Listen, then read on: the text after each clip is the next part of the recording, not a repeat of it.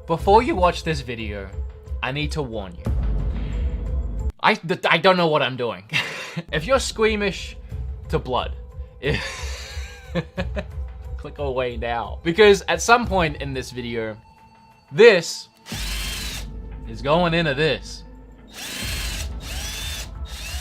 This is not a tutorial. This is not something that you should watch if you're trying to learn how to change your Joy-Con cases or your Pro Controller case, because the only thing you'll learn is that I'm an idiot.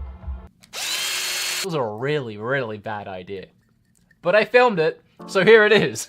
New year, new Switch, new me, new everything, because it's 2019. Thank you all for joining me on this, my very first video of the year. I took the last few days off to relax and de-stress after a very action-packed December, but I'm back with a very exciting video. At least for me, maybe, I don't know. So what am I doing in this video, you might be asking? Well, it's something a little different, not only for my channel, but for me as a human being. I am going to be attempting to replace these Joy-Cons, which have been my Joy-Cons since the Switch launched, so they are very worn out and disgusting looking. I'm going to be attempting to replace the casing of these Joy-Cons with this nifty purple casing, which I'm very excited about. I'm also going to try and replace my Pro Controller with this really awesome Pikachu and Eevee inspired casing for the Pro Controller, obviously. So I'm going to do my best. I might give up on this halfway through.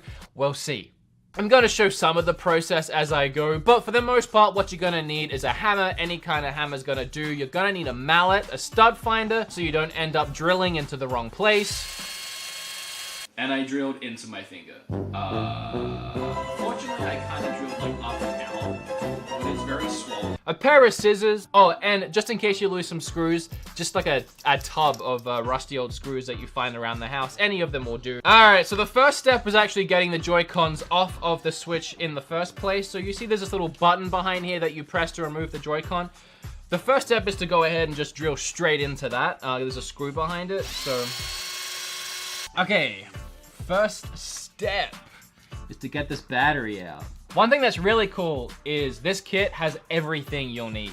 Every tool to get in. That's why there's so many things. It's kind of daunting at first, but it's really awesome when you get to taking it all apart. I'll leave links to everything down below. Battery out. Well, you know, we're going places. Going somewhere. Don't copy me. Like, wait, even if I get this right, don't copy me. This is so scary. I've never ever done anything like this. It's kind of weird. I'm a really sentimental person, and I'm starting to realize, you know, exactly what I'm doing. You know, this is my original Switch, and it's technically broken right now. Like, until I fix it, it's broken. And even when I fix it, it's never gonna be the same. Starting to think maybe I should have just bought new Joy-Cons and changed those ones and kept my originals. But we're this far in at this point.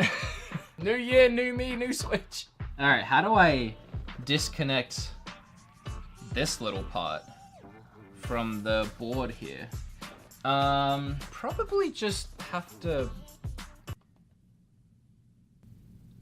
Okay, so at this point, you have to find the stud, so you can drill one of these screws into it that you just find around the house. Find the stud, find the... There he is.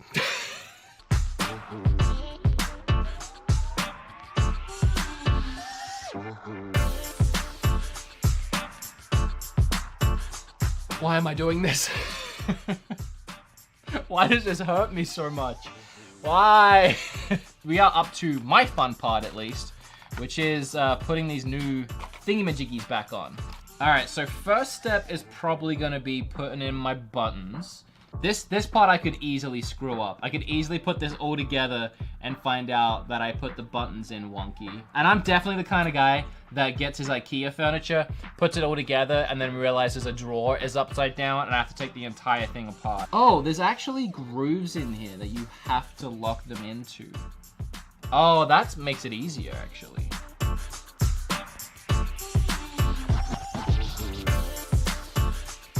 Hey! Oh, the yellow fell out. But yeah, that's the way it's supposed to be. Okay, now we have to start screwing things back in. Oh man, I don't look forward to this part.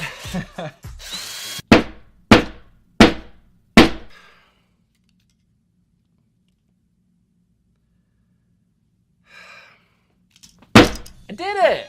I mean, kinda. I hope it's not broken.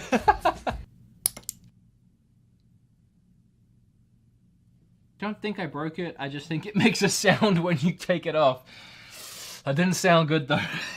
So for those playing along at home, there's two little springs underneath the ZL button that kind of flew away from me, but I got them.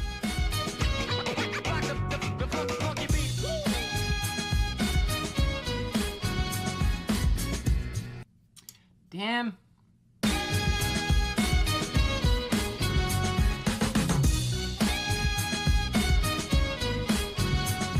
I don't know if you guys want the good news or the bad news first. The good news is we have the first one done, and apart from one thing that I'm gonna talk about in a moment here, I think it looks really cool, and I'm almost happy about it. Here's the bad. Here's all the bad.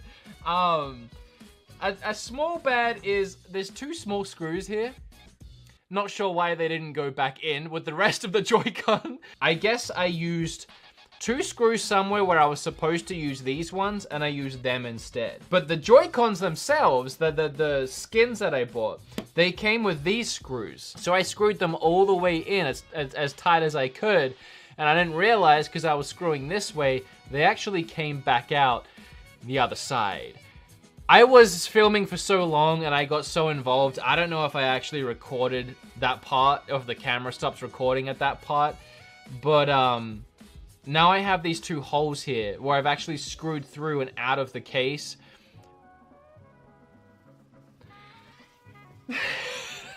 If you're not really looking for it, you don't really notice it as far as like something that went wrong, but I do. It's all I can see, but I put it together right. So now I'm going to try turning on my switch. I can move left and right, up and down. I can go into hyperspace by clicking in the thumbstick, so that works all well. Let's try left trigger works well. So I did it.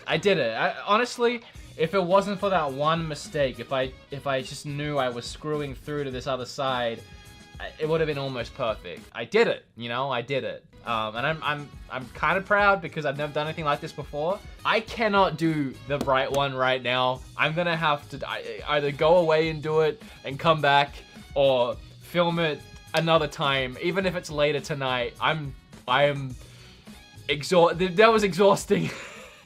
So, whatever.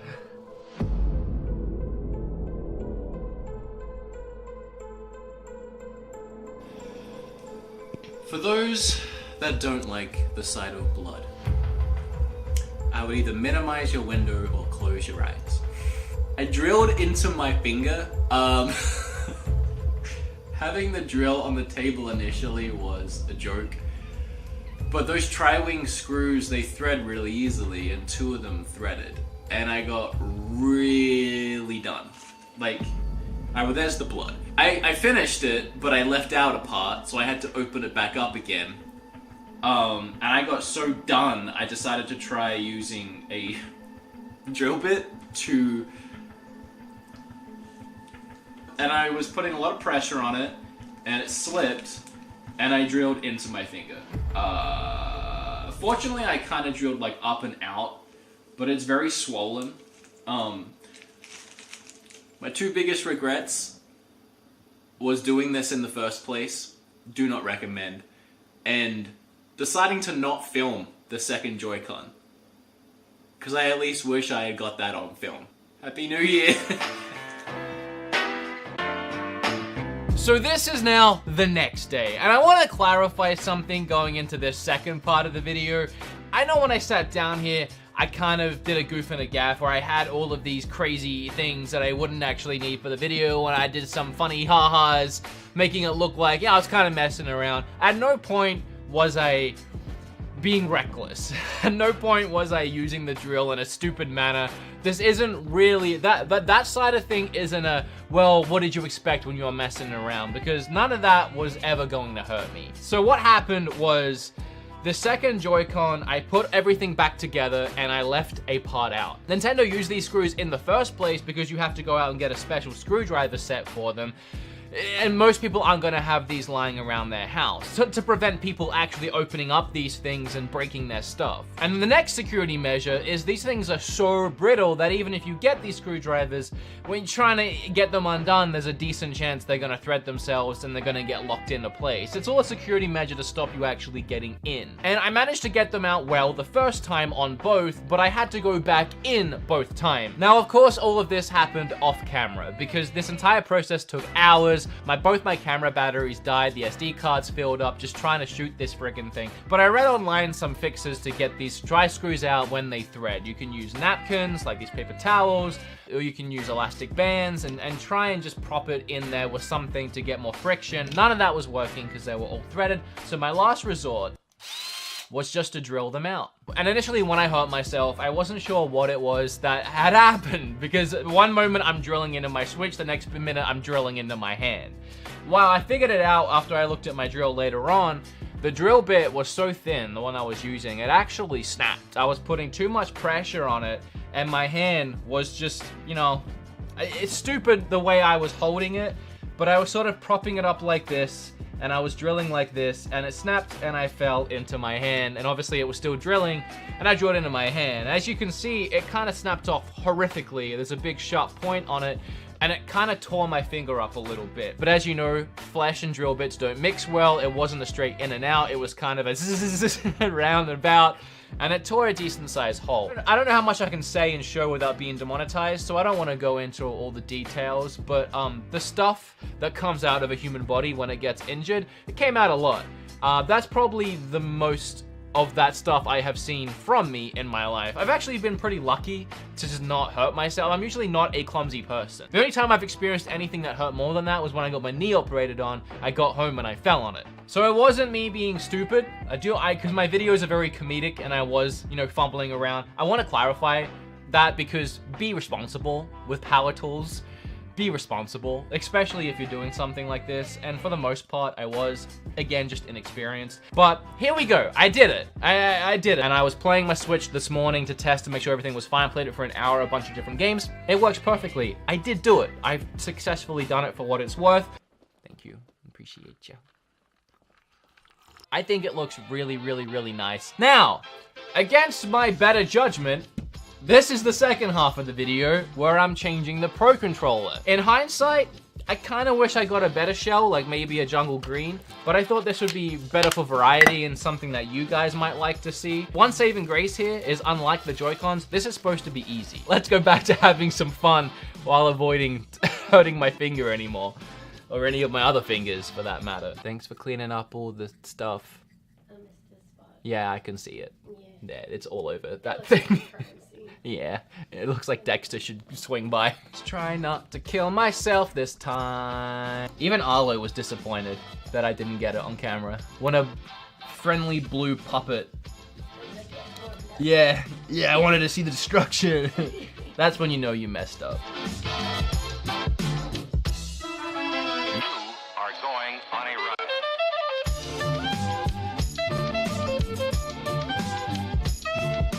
Okay, I did it. I ended up using a tutorial for this one as well, but don't get me wrong, that's only because I had no idea what I was doing. But it only took like 20 minutes, apart from a couple screw-ups that I made that were just, again, stupid, inexperienced stuff. Yeah, I mean, they match. It's really nice. I mean, if Pokemon Let's Go is your thing, the colors match up perfectly. They did a really great job. Again, the only thing that I don't like about this one is, for some reason, there's no Eevee. I mean, Eevee is my favorite, so leaving off Eevee was silly. It was stupid. I would have preferred just an Eevee one. Hey, if you're looking to change your own skin on something, I would start with your Pro Controller, because yeah, that was a lot easier. So overall, I'm really happy with the end result. I love this. I adore this. Apart from that one thing that keeps bugging me, I adore this. This is adorable, and I know a lot of you are gonna love it. This was really simple. So if you're looking to change your Pro Controller, pretty simple. Follow a tutorial on your phone like I did. You won't have any problems. But for someone that's not good at this kind of stuff, that is an experience that you can't even put together IKEA furniture all that well without screwing it up, I don't know if I would recommend diving straight into these Joy-Cons. I don't necessarily regret doing this because, hey, I got a story out of it. They look cool at the end. I have my video eventually. Not impossible, but it's tricky and it takes a while. It's kind of like Nintendo Labo. It's like building the piano for Labo, except the end result for this is actually fun to use. I broke my Switch. I fixed it in the end. I broke my finger. I fixed it in the end. If you like this video, make sure you hit flip all over that subscribe button. Click or tap on this video right here for more DIY Nintendo Switch. No, that's never gonna happen. For me to review some games like what I should be doing on this channel. Not messing with drills. Stay away from those.